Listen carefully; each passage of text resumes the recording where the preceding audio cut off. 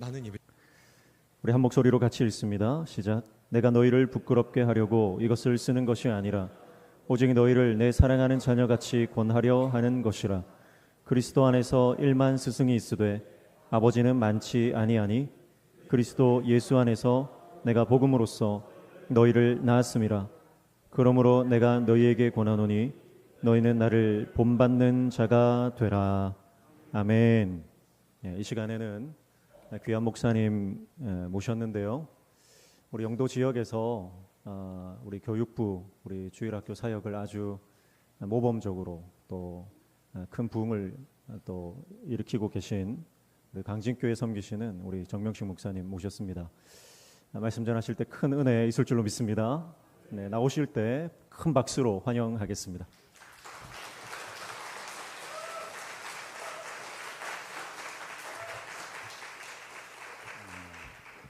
네, 할렐루야.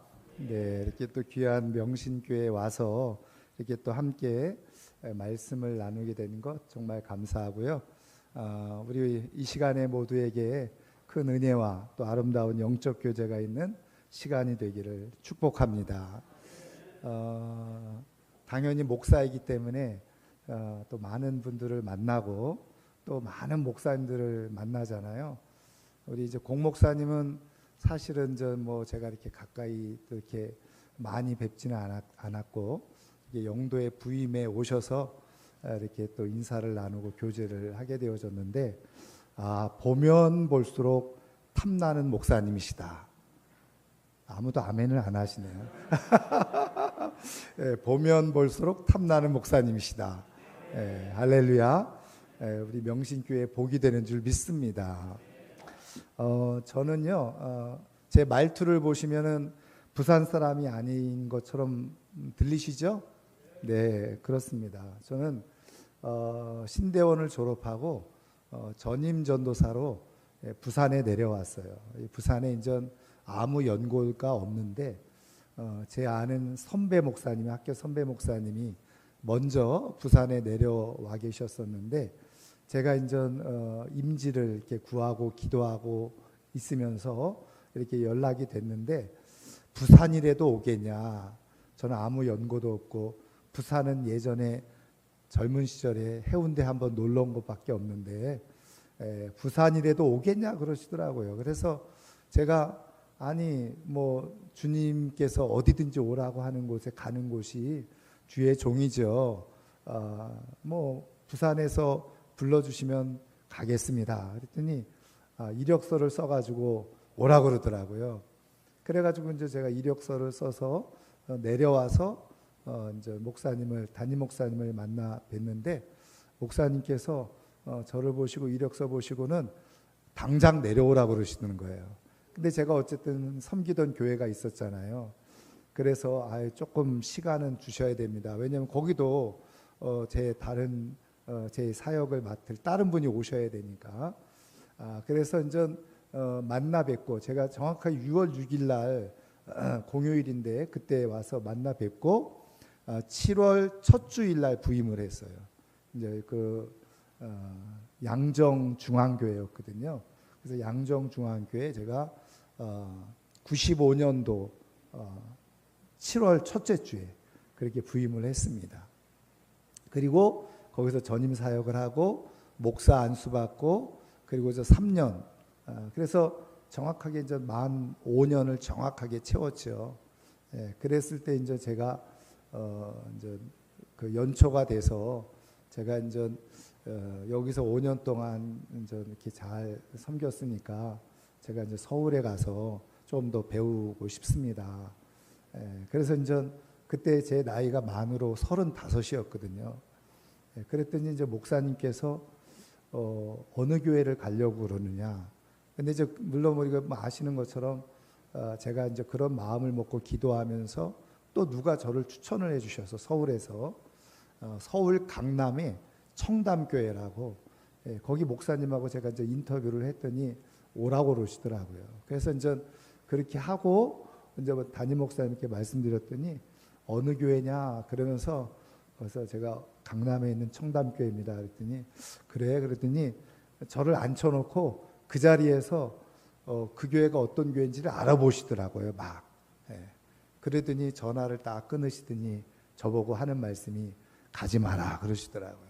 그래서 하시는 말씀이 그 교회는 전혀 배울 것이 없는 교회라고 소문이 나 있다.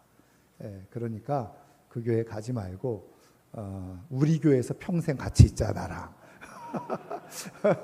담임 목사님께서 그렇게 얘기를 하시는 거예요. 근데 이제 담임 목사님이 또 그렇게 또 말씀을 해주시니까 그럼 제가 한번 기도해 보겠습니다. 그리고서 이제 일주일 기도를 하고 이제 하나님께서 그냥 제 마음에 주시는 마음 속에 여러분 담임 목사가 부교육자를 두고서 평생 같이 있자 이렇게 말하는 거는 진짜 쉽지 않은 거거든요. 그렇죠? 그만큼 어쨌든 제가 뭐 잘했다 못했다 이걸 떠나서 그냥 목사님한테 그냥 편하게 이렇게 잘 해드렸던 것 같아요. 그래서 이제 제 아내랑 저랑 이제 기도를 하면서 목사님이 또 중요한 거는 사실은 이제 교육자 입장에서 부교육자 입장에서는 이렇게 뭐 대우 뭐 이런 걸 떠나서 내가 앞으로 계속해서 목회를 해나갈 입장에서는 잘 배울 수 있는 교회 가는 게 또 필요하잖아요. 근데 거기는 배울 게 없는 교회다 그렇게 말씀하니까 그것도 약간 좀 저도 마음이 좀 그랬어요. 그래서 어쨌든 그래서 제가 이제 기도하고 제 아내랑 얘기를 하고 그러면 목사님 말씀대로 뭐 우리가 끝까지는 있지는 못하겠지만 조금 더 부산에서 더 있자. 제가 이제 이렇게 얘기를 하고 목사님한테 그렇게 말씀을 드렸어요. 그랬더니 이제 목사님이 너무 먼저 기뻐하시고 좋아하시는 거예요. 그리고 나서 한 2, 3개월 지나서 지금 제가 있는 교회에 장로님 두 분이 제가 그 당시에 담임 목사님 계셨음에도 불구하고 수요 예배 인도를 저한테 맡겨서 제가 수요 예배 설교를 하고 있었는데 장로님 두 분이 저 뒤에 와서 예배를 드리신 거예요. 근데 저는 당연히 몰랐죠. 끝나고 났더니 담임 목사님이 저를 부르시더니 지금 어느 교회에서 장로님 두 분이 와서 예배를 드리고 갔는데 내 설교를 듣고 갔는데 이번 돌아오는 주일날 와서 설교를 해달라고 그렇게 부탁하고 가셨다. 그러면서 하시는 말씀이 어쨌든 선보러 오신 것 같은데 내가 부목사로 간다 그러면 잡았겠지만 담임 목사 자리가 나서 그것도 장로님 두 분이 와서 청빙을 한다고 하니 그건 내가 어떻게 붙잡을 수가 없다. 그러면서 주일날 가서 설교 잘하고 오라고 준비하고 그래서 제가 이제 주일날 와서 설교를 했죠. 그리고 났더니 바로 연락이 와서 저를 담임 목사로 청빙하기로 결정했습니다. 그래서 제가 이제 정확하게 말하면 2000년 7월 오늘입니다. 7월 첫 주일날 예전에는 아시는 분들 아시겠지만 영진교회였죠. 제가 영진교회 담임 목사로 부임을 하고 지금 오늘로 따지면 정확하게 만 25년 있었습니다. 근데 제가 사실은 그때 목사님으로부터 부목사로 있을 때 사랑을 많이 받았어요.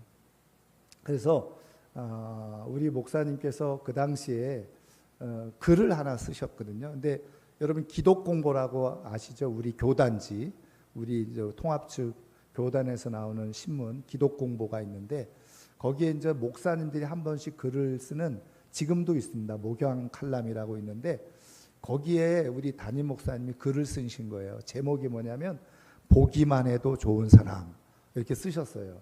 당연히 담임 목사님이 쓰셨으니까 부목사로서 또 읽어봐야 되잖아요. 그래서 쭉 읽어봤는데 쭉 읽으면서 제가 마음이 뭉클해지고 눈물이 났습니다. 보기만 해도 좋은 사람 이렇게 제목을 써서 쓰셨는데 쭉 읽어보니까 정말 죄송하게도 제 얘기였어요. 그러니까 목사님이 저를 보실 때 그렇게 보고 계셨다는 게 한편으로는 좀 미안하기도 하고 부끄럽기도 하고 또 한편으로는 감사하기도 하고 그래서 제가 그때 기억으로는 그걸 읽자마자 본당으로 올라와서 하나님 앞에 울면서 제가 기도를 드린 적이 있습니다. 목사님이 저를 이렇게 사랑해 주시고 잘 봐주시는데 너무 감사하고 그때 제가 마음속으로 하나 결심한 건 뭐냐면 목사님을 통해서 이렇게 보기만 해도 좋은 사람이라고 내가 인정받은 것에 대해서 감사하고, 그렇지만 하나님, 나는 하나님께서 저를 보실 때 정 목사, 나는 너를 볼 때마다 보기만 해도 좋아. 나는 이렇게 인정받고 싶습니다. 그래서 내가 하나님, 제가 앞으로 어떤 자리에서 어떤 사역을 하든지 간에 이 마음, 하나님이 보시기에 좋은 사람으로 내가 사역을 하면서 살아가겠습니다. 그렇게 그때 결심한 기억이 있어요. 근데 뭐 이렇게 이제 목회를 하고 사역을 하다 보면 그런 초심이 쉽지 않잖아요. 그럼에도 불구하고 제가 그때의 그런 은혜와 기억을 기억하고 수시로 내가 스스로를 점검하면서 하나님 앞에, 내가 정말 하나님 앞에 보시기에 괜찮은 사람인가, 이것을 점검하면서 지금도 목회를 해오고 있습니다.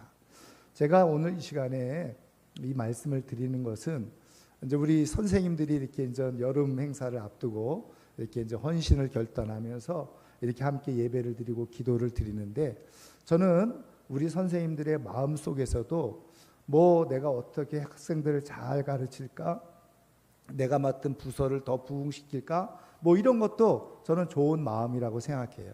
그렇지만 교사로서 기본적으로 가져야 될 가장 중요한 마음은 뭐냐, 하나님이 보시기에 나는 어떠한가, 내가 먼저 하나님이 보시기에 좋은 사람인가, 그거를 점검하면서 이렇게 사명을 감당하면 하나님께서 더 아름답게 모든 열매들을 맺게 해주시고 하나님이 기뻐하시는 일들이 일어나게 될 줄 믿습니다.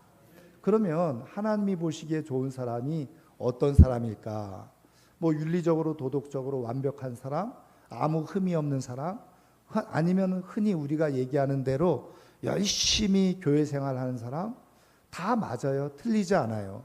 열심히 예배드리고 기도하고 헌신하고 충성하고 맞습니다. 하나님 보시기에 정말 좋은 사람이 맞아요. 그런데 이제 우리가 성경적으로 보면 하나님이 보시기에 좋은 사람은 어떤 사람이냐? 여러분, 성경을 통해서 하나님께서 내 마음에 합한 사람이다, 이렇게 콕 집어서 얘기한 사람이 있죠. 누굽니까? 다윗이잖아요. 근데 여러분 보시면 아시는 것처럼 다윗이 아무런 흠이 없었어요.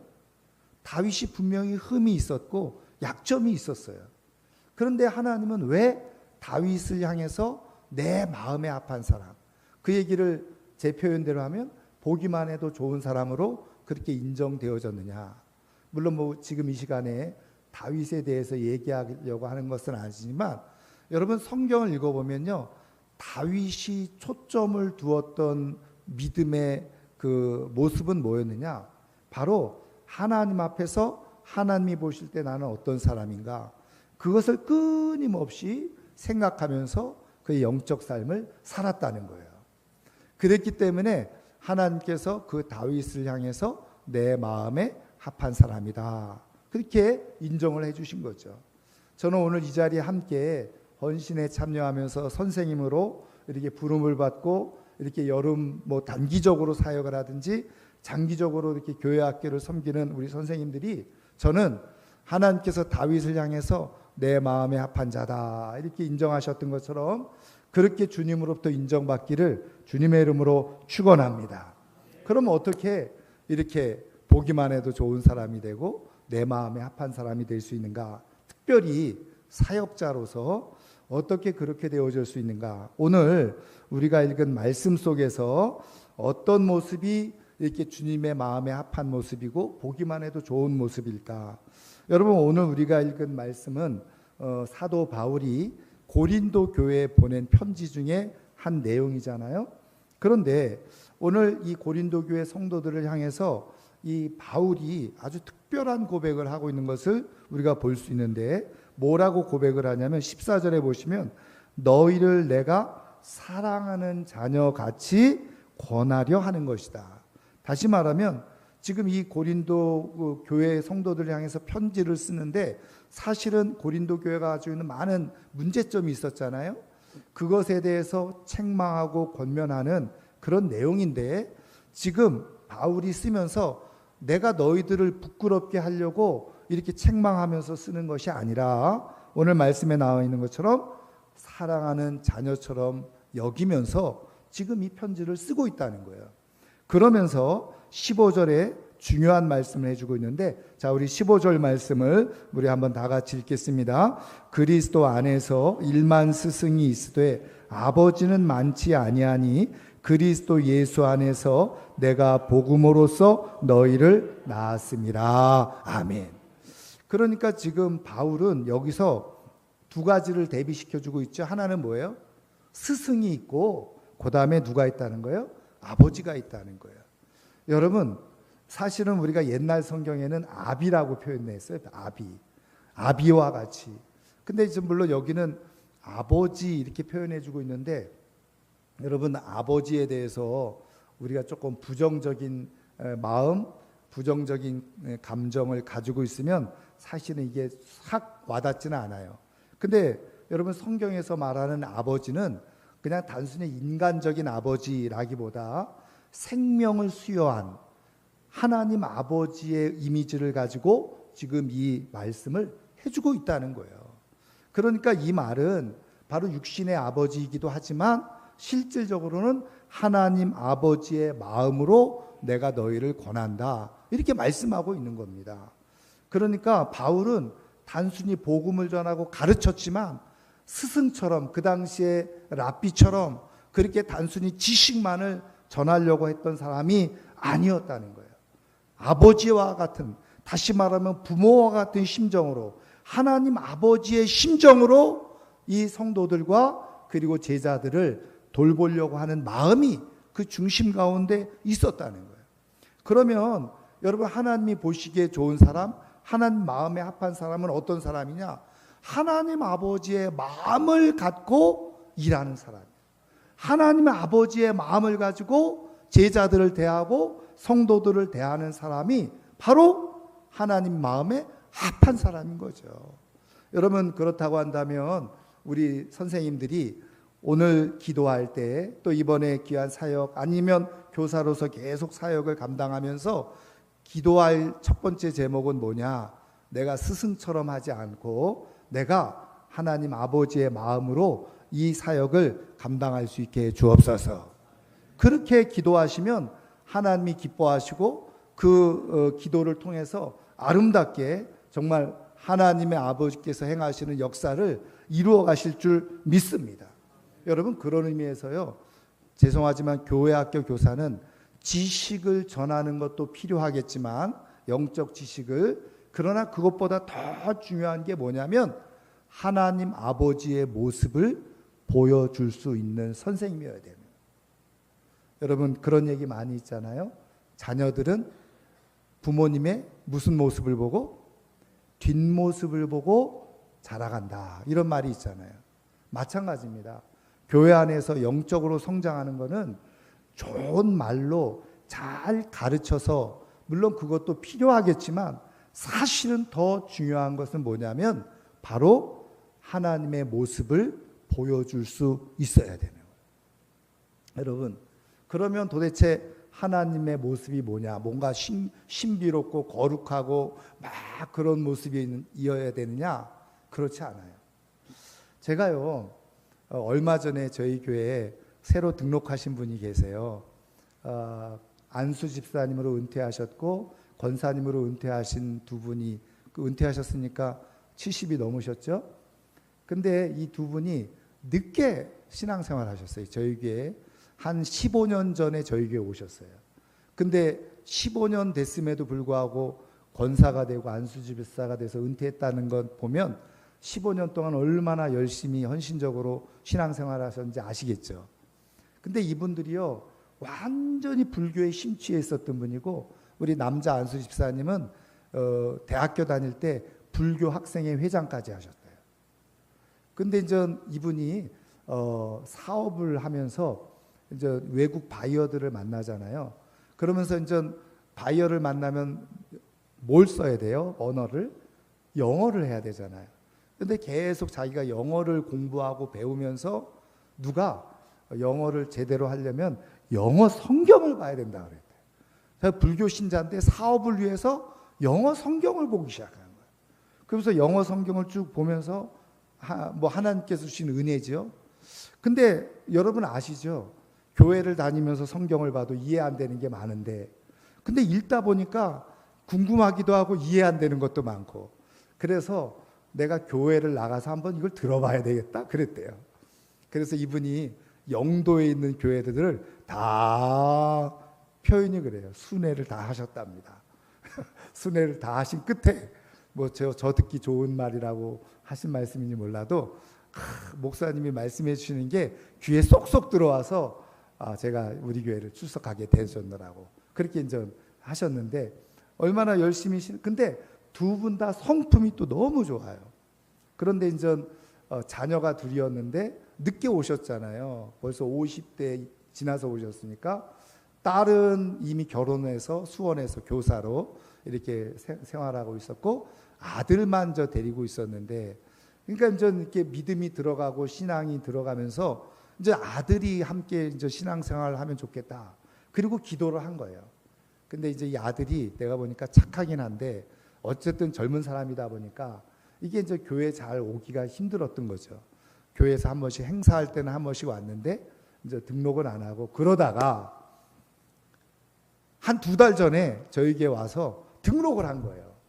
이 아들이 이제 앞으로 제가 신앙생활 열심히 이제 해보겠다. 그리고 등록을 했어요. 여러분 얼마나 감격스러운 일이에요? 남의 교회 일이라고 또. 그래서 이 권사님하고 이 집사님이 너무 고마워가지고 이제 떡을 또 딱 내시면서, 그래진 또 아들이 들으면 좀 부끄러울지 모르니까 무명으로 하나님이 기도에 응답해 주셔서 감사하다. 그리고서 커피도 내시고 떡을 내시고 전교인들한테 이제 그랬어요. 근데 제가 이 이야기를 왜 꺼내냐면 45살입니다. 아직 장가를 안 갔어요. 네. 혹시 좋은 사람 있으면 소개해 주세요. 네. 근데 제가 이제 이렇게 처음 등록하고 이렇게 간단하게 인사하잖아요. 그러니까 평상시에도 한 번씩 봤기 때문에 이제 이름이 승규 형제인데 이렇게 하면서 이제 교회 나오기 시작했으니까 이제는 결혼을 해야지. 제가 이제 그러면서 근데 왜 지금 45이 될 때까지 왜 결혼을 안 했냐 그랬더니 하는 말이 자기 친구들이 결혼한 친구들이 꽤 있다는 거예요. 물론 아직도 결혼 안 한 친구도 있지만 대부분 다 결혼을 했는데 이구동성으로 다 하는 말이 결혼하지 마라 그러더라는 거예요. 그리고 자기가 봐도 별로 행복해 보이지 않더라는 거예요. 그래서 자기가 여태까지는 사실은 결혼에 대해서 별로 그렇게 긍정적인 생각을 하고 있지 않다. 여러분 이게 굉장히 중요하잖아요. 그러니까 요즘 젊은 사람들이 왜 결혼 안 한다고 막 할 얘기가 없어요. 왜? 결혼해서 행복하고 좋은 모습을 많이 봤으면 당연히 결혼을 하려고 하겠죠. 근데 맨날 찢고 볶고 싸우고 막 이런 것만 보고 자라다 보니까 별로 결혼에 대한 환상이 없는 거죠. 그래서 제가 이렇게 얘기를 했어요. 승규 형제, 친구들 부인처럼 그런 여자들만 이 세상에 있는 게 아니야. 이 세상에는 정말 좋은 여자들도 많이 있거든. 그러면서 제가 권사님이 그 옆에 계셨는데 제가 그랬어요. 승규 형제, 이 어머니 같은 여자면 어떻겠어? 내가 그랬거든요. 이 권사님이 정말 얌전하고 조용하고 성품이 진짜 좋은 분이거든요. 그래서 어머니 같은 분이면 어때? 그랬더니 이 친구가 웃으면서 하는 말이 내가 어머니 같은 분이라면 100번이고 결혼하죠. 이래요. 그러면서 저는 어머니를 사랑하고 어머니를 존경합니다. 이러더라고요. 그래서 제가 권사님 최고의 칭찬을 들으셨어요. 그랬더니 권사님 웃으면서 나한테는 그런 말 한 번도 한 적이 없는데 이렇게 얘기를 하시더라고요. 제가 이 시간에 왜 이야기를 하냐면 한번 잘 기억을 해보세요. 그러니까 사실은 이 승규 형제가 교회를 나온 이유 중에 하나도 저는 당연히 하나님의 은혜지만 어머니의 오랫동안 신앙생활을 곁에 보면서 나도 이제 교회 나가서 신앙생활을 해야 되겠구나 이런 마음을 굳힌 거예요. 여러분 굉장히 중요한 거죠. 여러분 말로 설득해서 이해를 해서 신앙을 가질 수도 있지만 옆에서 오랫동안 지켜보면서 아, 신앙이 이런 거구나 하면서 그것을 가지고 신앙생활을 한다는 것, 여러분 그게 굉장히 중요하다는 거예요. 여러분 그런 의미에서 교사가 사실은 제일 잘 가르치는 교사는 어떤 사람인지 아세요? 오늘 말씀의 표현대로 하면은 그대로 하나님의 모습을, 하나님의 성품을 보여주는 교사인 거예요. 그래서 사도 바울도 16절에 뭐라고 그럽니까? 그러므로 내가 너에게 권하노니 너희는 나를 본받는 자가 되라. 할렐루야. 그러니까 하나님의 마음에 합한 진짜 좋은 교사, 하나님이 기뻐하시는 교사는 뭐냐? 사람들이, 제자들이 나를 통해서 하나님을 알아가고 하나님의 사랑을 경험하고 하나님을 깨달을 수 있다고 한다면 그게 제일 좋은 교사라는 거예요. 하나님의 마음에 합한 교사인 거예요. 저는 이 시간 이렇게 함께 예배드리는 우리 선생님들이 정말 나의 모습을 통해서 내 사랑하는 제자들이 하나님을 알아가는 그런 은혜가 있기를, 기도할 수 있기를 주님의 이름으로 축원합니다. 그게 진짜 복인 거예요. 온전한 믿음을 갖는 거예요. 제가 저희 교회에서요, 연말이 되거나 연초가 되면 우리 학생들을 이렇게 한 번씩 제가 축복 기도를 해주는데, 이번 전 그 1월 말 3월 전이죠. 우리가 개학 기도회를 하면서 제가 이제 중고등부 학생들을 많지는 않지만 한 30명 정도 되는데 제가 그냥 이렇게 일일이 다 만나서 축복 기도를 해줬어요. 축복 기도를 해주는데 그냥 제가 기도만 해준 게 아니라 이렇게 애들하고 조금씩 뭐 시간이 없지만 이게 이야기를 했어요. 그래서 밤 9시에 시작을 해서 12시까지 30명을 이렇게 축복하면서 이제 기도를 해줬거든요. 근데 이제 한 아이가 이런 얘기를 하는 거예요. 자기가 이제 그 학생회 고3이었는데 학생회 이제 회장을 고2 때 하면서 너무 힘들었다는 거예요. 선생님들로부터도 힘들었고 친구들로부터도 힘들었고 너무 힘들어서 아, 이게 신앙생활을 이렇게 해야 되나 이런 회의가 잠깐 들어왔었다는 거예요. 근데 아무도 자기에게 따뜻한 위로의 말을 해주는 사람은 없고 야단만 쳤다는 거예요. 선생님들은 선생님들로 네가 회장인데 그렇게 하면 되냐? 왜 안 하냐? 그렇게 했다는 거예요. 친구들은 또 친구들 나름대로 자기 위치에서 자기가 뭔가 해보자고 하면은 다 호응을 안 해주고 너무 힘들었다는 거예요. 그래서 제가 당연히 뭐라고 그랬겠어요? 제가 그랬어요. 아, 너 이름이 다은이었는데 다은아, 너 정말 너무 힘들었겠구나. 제가 딱 한마디 했어요. 너무 힘들었겠구나.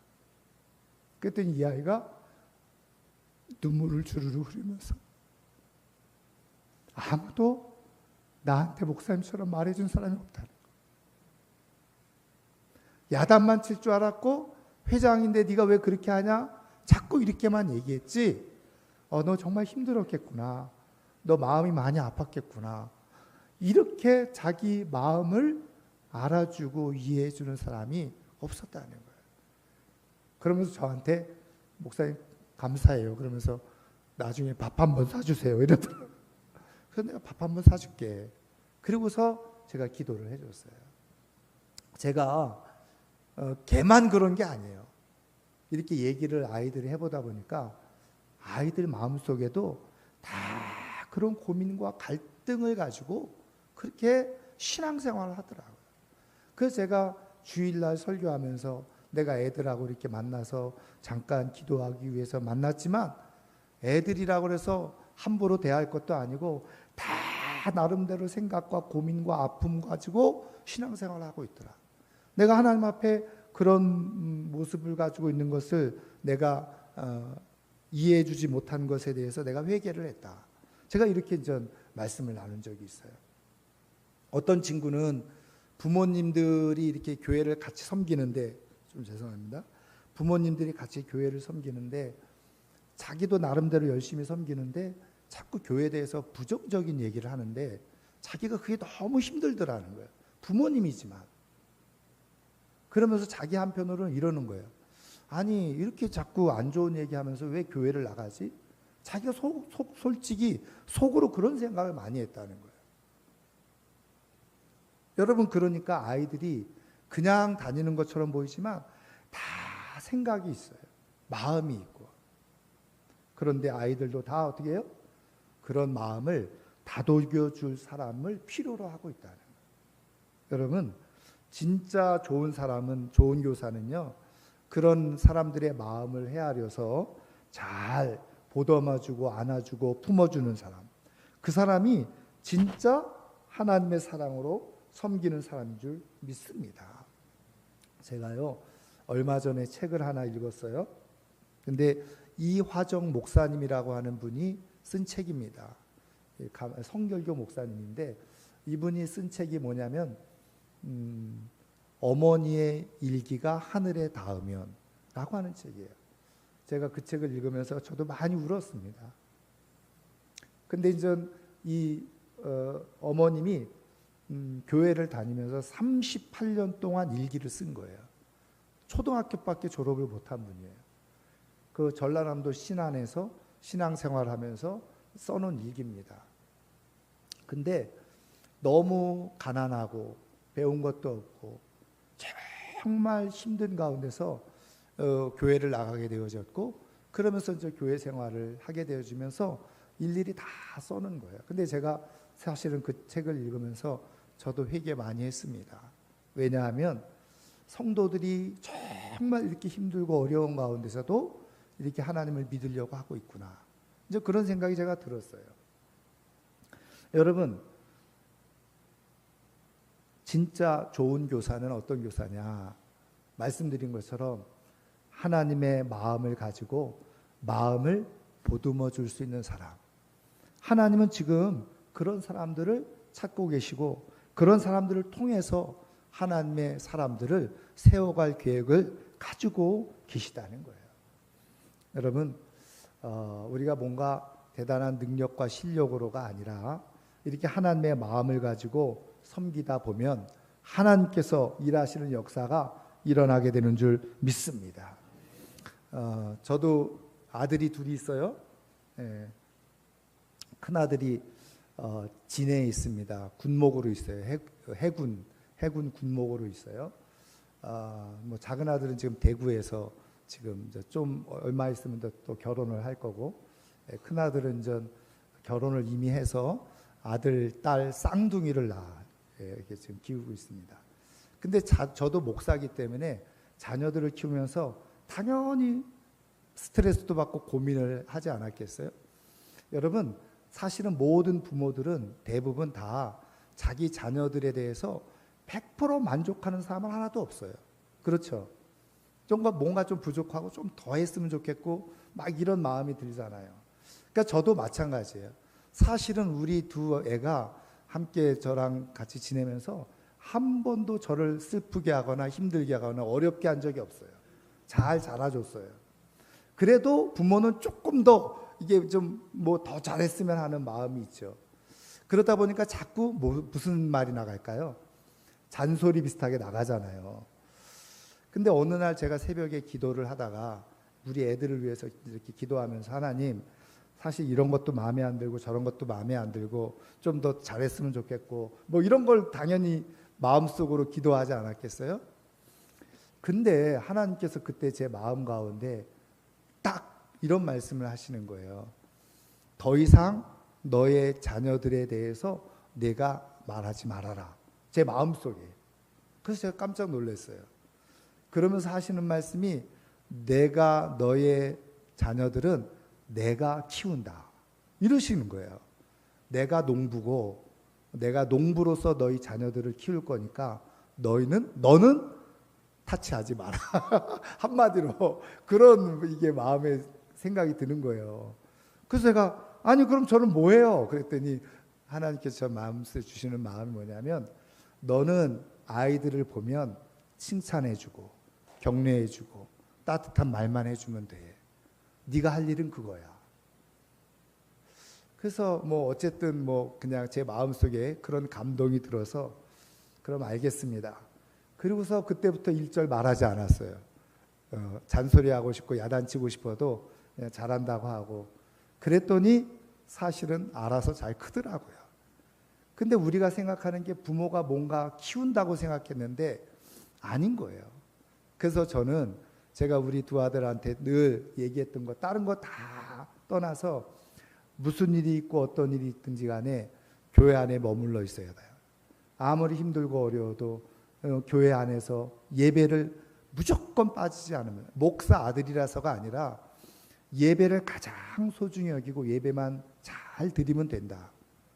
제가 다른 거는 제가 너희들한테 다른 거는 부탁 안 하고 얘기 안 하겠지만 그러면 하나님께서 너희들의 길을 인도해 주실 거다. 제가 그렇게 얘기를 했어요. 어쨌든 하나님께서 잘 길러주셨는데 제가 말씀드리려고 하는 건 뭐냐면 여러분 부모와 같은 마음으로 학생들을 돌보고 키우는 데 있어서 가장 중요한 건 뭐냐면 하나님의 마음을 받아서 하나님께서 말씀하시는 대로 아이들을 돌보고 칭찬하고 위로하고 격려하면요 하나님께서 영으로 역사하시는 줄 믿으시기를 주의 이름으로 축원합니다. 그럴 때 우리 아이들은 우리 선생님 보니까 하나님이 계신 건 맞아. 우리 선생님 보니까 정말 예수님이 사랑이신 건 맞아. 이런 고백이 나온다고 한다면 여러분 가장 최고의 선생님이고 오늘 성경을 통해서 말씀해 주신 것처럼 정말 하나님 아버지의 마음을 가지고 섬기는 하나님의 마음에 합한 하나님이 보시기만 해도 좋은 사람이 되어지는 역사가 일어나게 될 줄 믿습니다. 그러면 그 인생은 선생님으로서 최고의 인생을 산 거예요. 가장 값진 인생을 산 거예요. 저는 기도하면서 하나님께서 주시는 마음을 가지고 우리 자녀들처럼 영적 자녀들처럼 나를 통해서 하나님의 모습이 이들에게 보여지고 나타나는 그런 사역을 통해서 하나님께 영광 올려드리는 복된 선생님들이 꼭 되기를 주의 이름으로 축원합니다. 이제 말씀을 마치려고 하는데요. 여러분 지난해에 우리나라가 최초로 물론 전에는 노벨 평화상 받은 분이 있지만 노벨 문학상 받은 분이 있죠. 누군가요? 예, 한강이라는 작가죠. 한강이라는 분이 2004년도에 쓴 시가 있어요. 여러분 아마 들어보시면 다 아시겠지만 제가 오늘 이 시간에 그 시를 읽어드리고 말씀을 마무리하려고 하는데요. 그 시의 제목은 괜찮아라는 시입니다. 이런 내용이에요. 한번 잘 들어보세요. 태어나 2달이 되었을 때 아이는 저녁마다 울었다. 배고파서도 아니고 어디가 아파서도 아니고 아무 이유도 없이 해질녘부터 밤까지 꼬박 3시간. 거품 같은 아이가 꺼져버릴까 봐 나는 2팔로 껴안고 집안을 수없이 돌며 물었다. 왜 그래? 왜 그래? 왜 그래? 내 눈물이 떨어져 아이의 눈물에 섞이기도 했다. 그러던 어느 날 문득 말해봤다. 누가 가르쳐 준 것도 아닌데 괜찮아. 괜찮아. 이제 괜찮아. 거짓말처럼 아이의 울음이 그치지는 않았지만 누그러진 건 오히려 내 울음이었지만 다만 우연의 일치였겠지만 며칠 뒤부터 아이는 저녁 울음을 멈췄다. 30이 넘어서야 그렇게 알았다. 내 안에 당신이 흐느낄 때 어떻게 해야 하는지 울부짖는 아이의 얼굴을 들여다보듯 짜디짠 거품 같은 눈물을 향해 괜찮아. 왜 그래가 아니라 괜찮아. 이제 괜찮아. 여러분 이 한강이라고 하는 시인이 어린아이를 키우면서 이유 없이 울어제끼는 그런 밤에 처음에는 왜 그래? 도대체 이유가 뭐야? 왜 그래? 알아들을 수 없는 아이에게 다그치듯이 왜 그래? 왜 그래? 왜 그래? 해결이 되지 않았다는 거죠. 그런데 자기도 모르게 어느 날 괜찮아, 괜찮아. 이렇게 얘기를 했을 때 먼저 자기의 마음이 누그러지기 시작했고 정말 우연인 것처럼 보이지만 아이의 울음도 그쳤다는 거예요. 그러면서 그때부터 자기가 스스로 자기를 향해서 괜찮아 이렇게 얘기하면서 자기의 성장이 이루어졌다는 거죠. 저는 말씀을 마치면서 이것이 하나님 아버지의 마음이 아닐까. 너는 왜 그 모양이냐? 너는 왜 그러냐? 자꾸 이렇게 다그치고 책망하고 야단하시는 게 아니라 그래 괜찮아, 괜찮아 이렇게 말씀해 주시는 분이 바로 우리 하나님이시라는 거예요. 저는 우리 성도님들, 우리 또 선생님들이 이렇게 보면 정말 말도 안 되는 행동과 말을 하는 아이들이 많이 있죠.